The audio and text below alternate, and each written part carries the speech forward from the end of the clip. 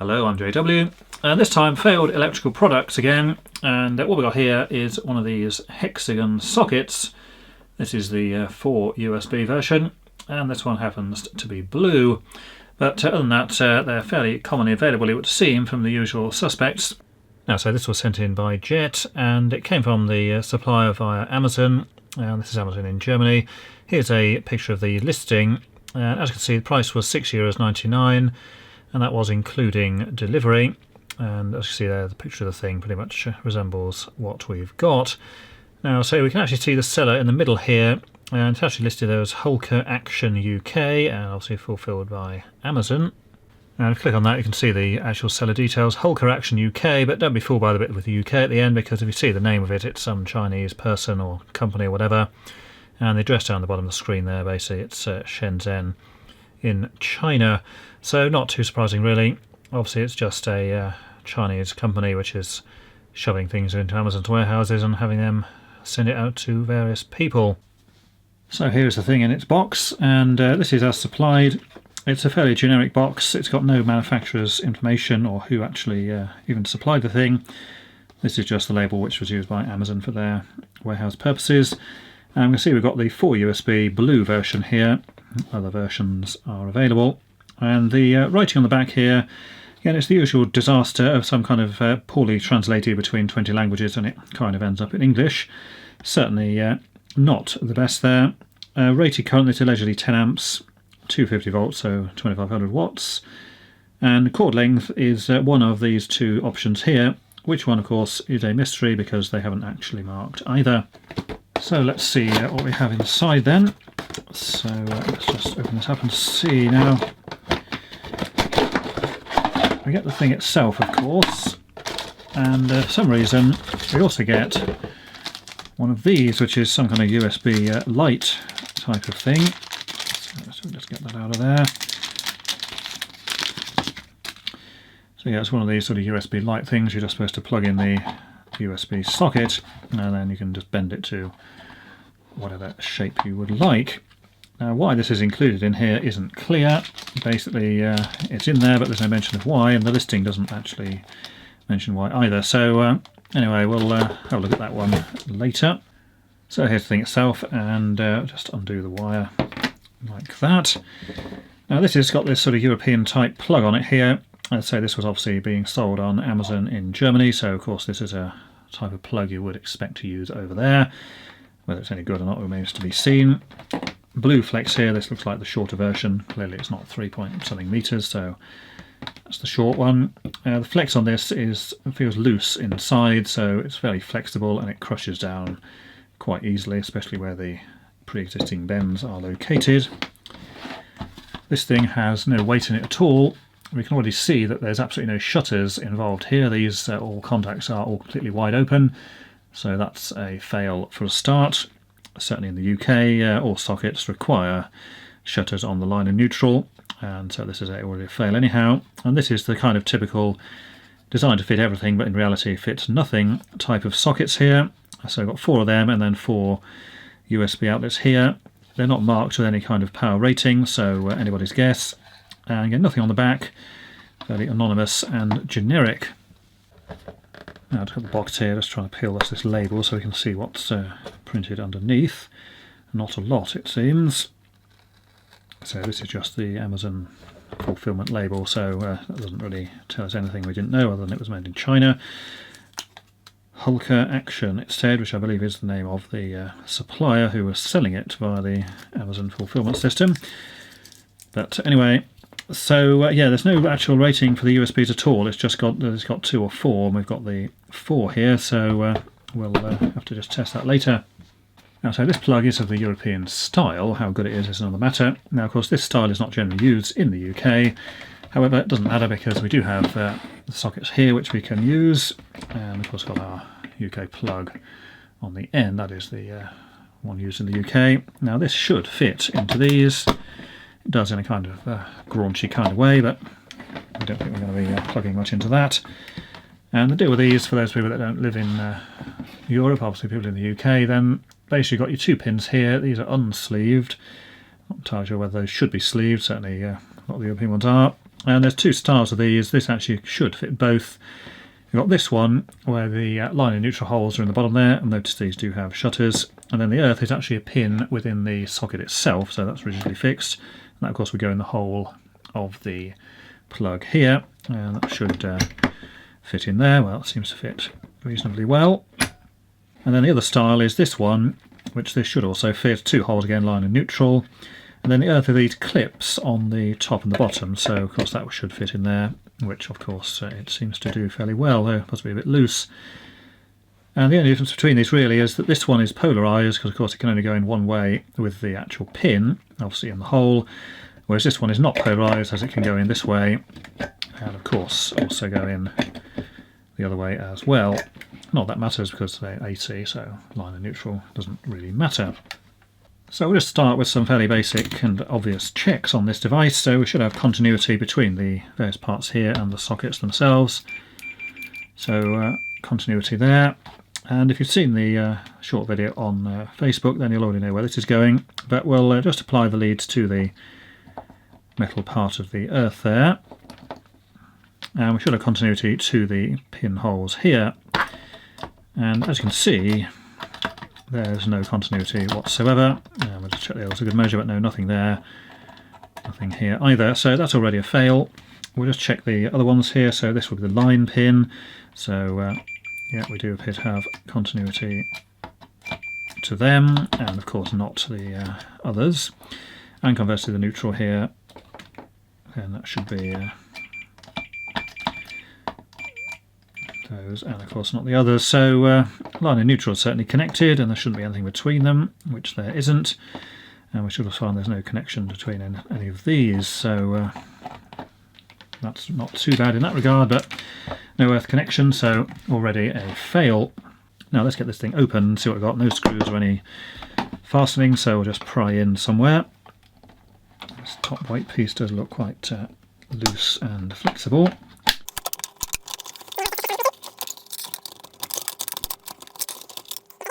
Yeah, so just pressed on cover, and just got some screws in there which we can hopefully remove.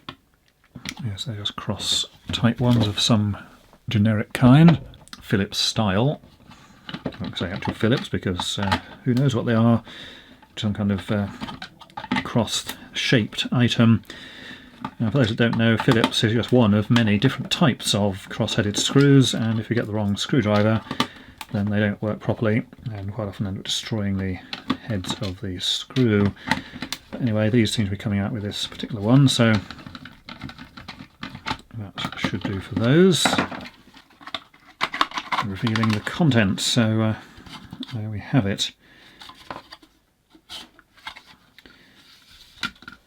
So the base is just some moulded stuff, 469 it's got inside, no other markings in there. Okay, we'll just go to the hole and say this is rather strange shape.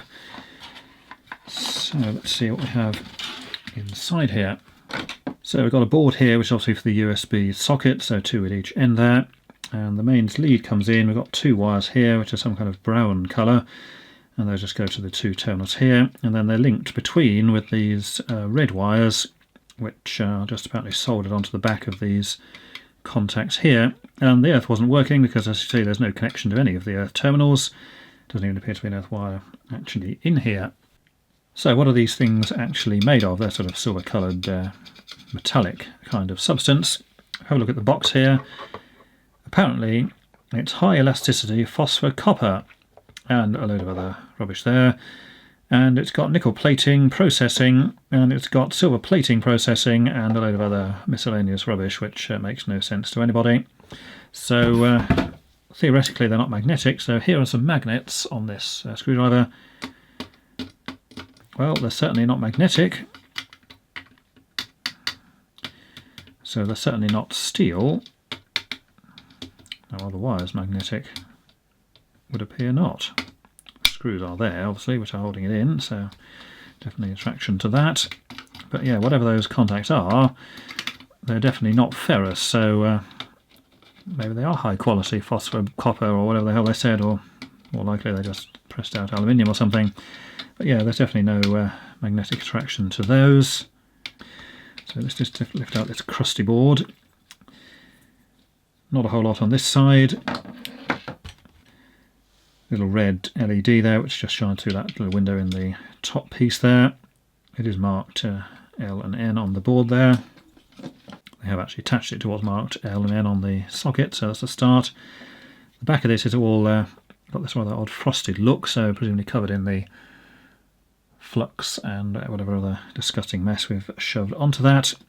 And on this side, 4 USB sockets. There'll be a little switching type power supply there, so a little transformer, and capacitor on the output for smoothing, and a couple are there, and a little tiny capacitor there, allegedly between the, presumably the input and the output for removing any kind of interference perhaps. But anyway, not a whole lot going on with that. Now we can't test this appliance in the usual way because normally we just check for the earth continuity here and any kind of insulation resistance between the line neutral and the earth, but as the earth is connected, well, obviously it's a fail before we've started. So what we can do is just check between the actual live coming in pairs here, or the two of these, and see if there's any connection onto the case here of the USB sockets, which there isn't, which is certainly what you expect. And if we go to the other one again, there's nothing showing there on this lower voltage. So we put that there, obviously there's the resistance coming through, that's just the 0.1 ohms of the leads. However, that's not really a conclusive test because that only uses a couple of volts. Now if this was a class 2 appliance, then we should find that between the incoming terminals here and any metal parts that are exposed, which is obviously these USB connectors, that there shouldn't be any kind of connection. And to test this we can use the testing probe here, which applies a non-trivial voltage between the parts here and of course the parts we're going to be probing with the retractable tip there. So what we'll do is we use this adapter which we just saw, we'll plug it in here, and then the other end is plugged into the machine on the shelf. And we should find that there's no appreciable leakage current between the actual components there. So when we turn the machine on here, which it now is, we'll select the 3000 volt flash test there. So we shouldn't have any kind of leakage between these parts, which are connected via the adapter, and the probe, which of course is connected on the black lead there. Now if this does fail, then it will make a horrendous amount of noise, so it might be a good idea to remove those headphones if you've actually got any, because this may well fail. So let's turn on there and let's see what gives.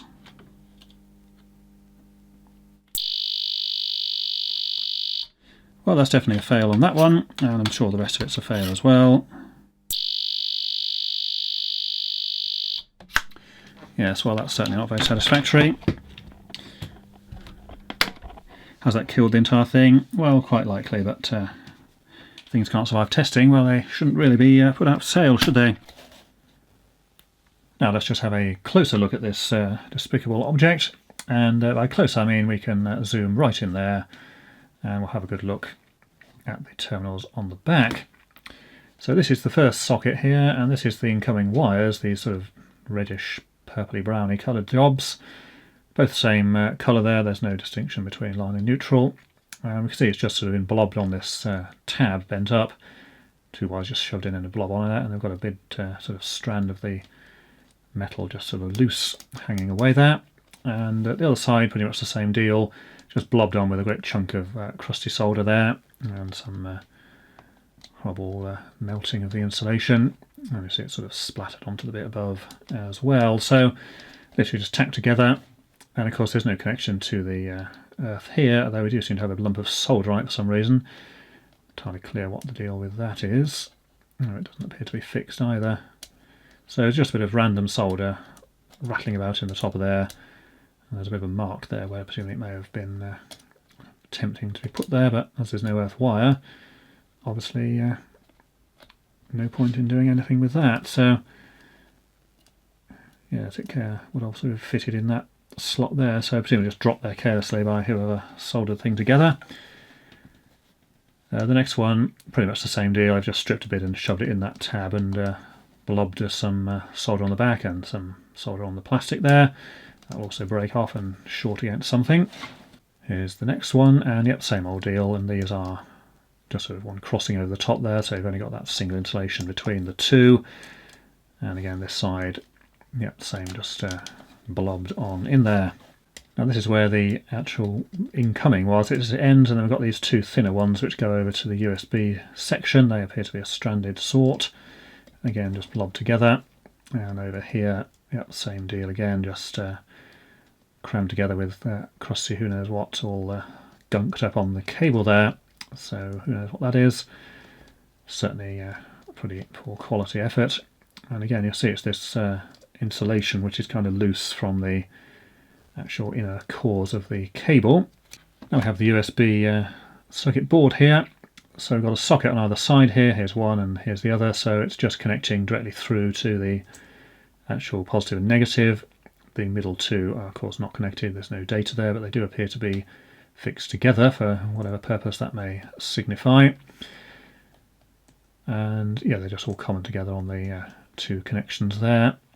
Yeah, so it's the four connections in the middle. These are the positive and negative, and these are just basically the ground connection, which is obviously on the outside for the metal casing.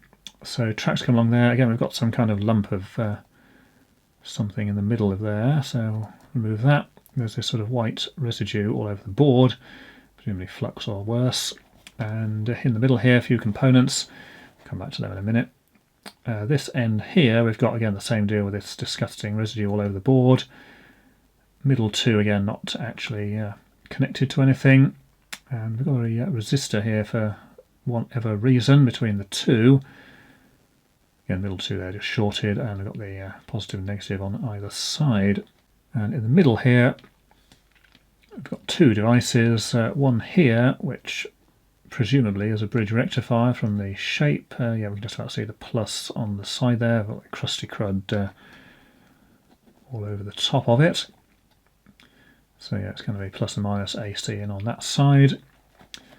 And then this will be the switch mode controller, presumably, which, as you can see there, totally anonymous black chip. Absolutely no markings on that whatsoever. So could be any old thing.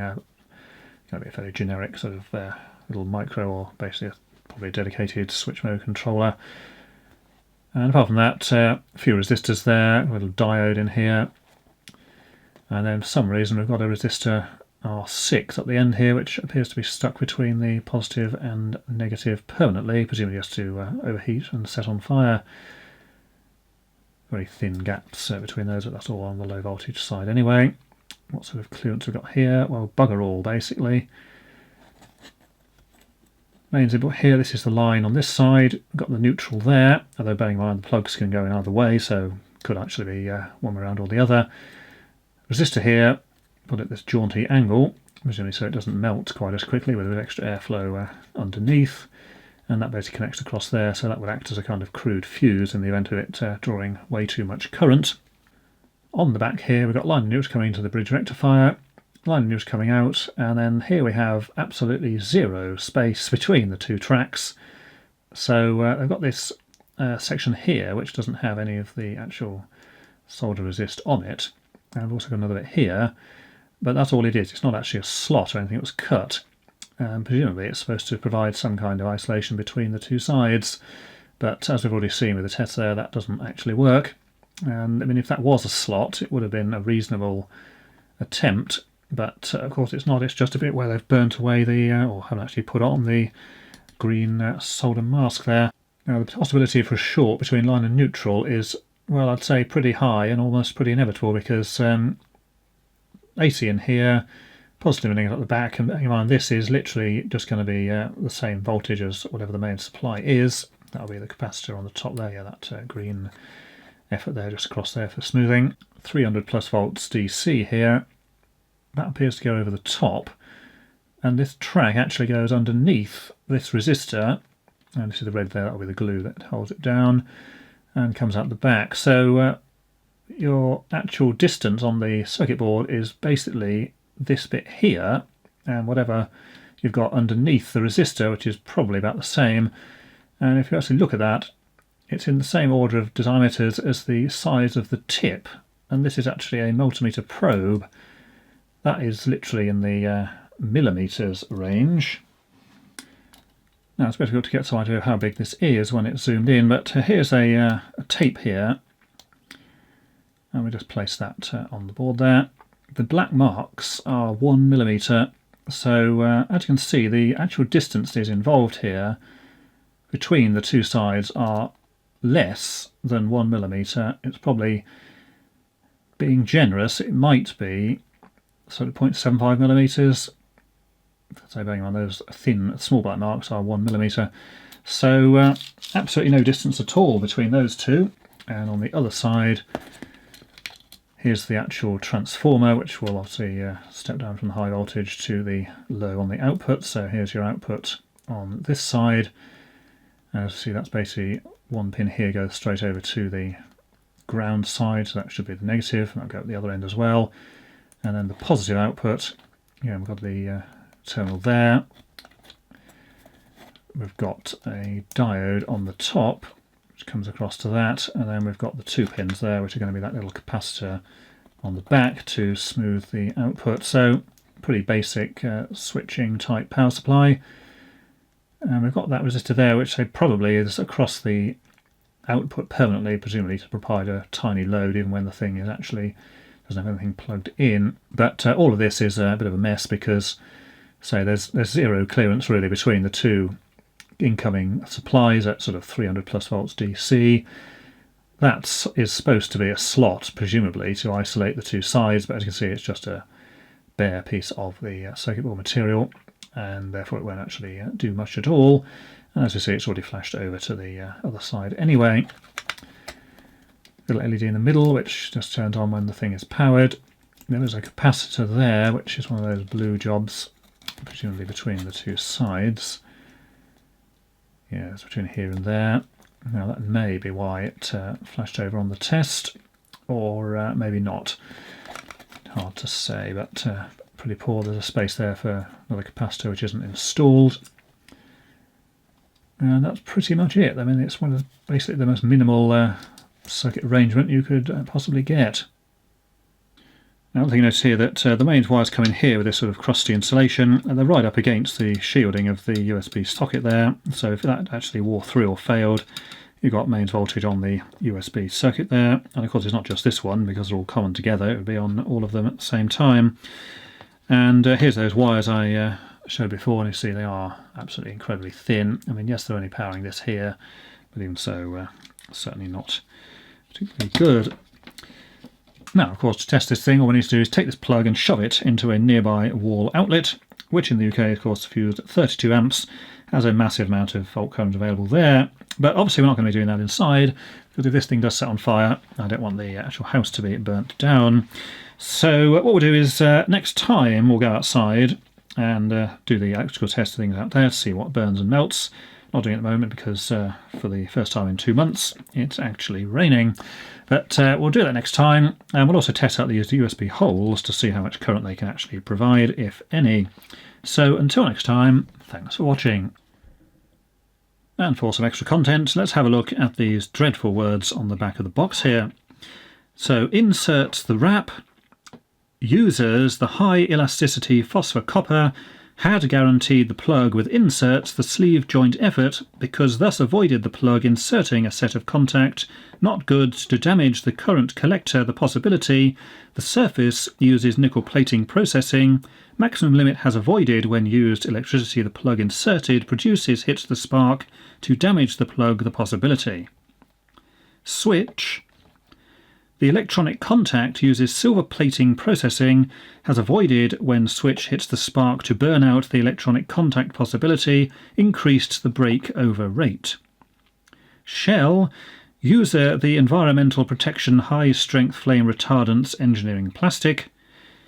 Technical parameters, rated current 10 amps, rated voltage 250 volts, rated power 2500 watts, sockets, 4 sockets or 5 sockets, USB port 2 USB or 4 USB, cord length 1.8 meters or 3 meters, which one nobody knows.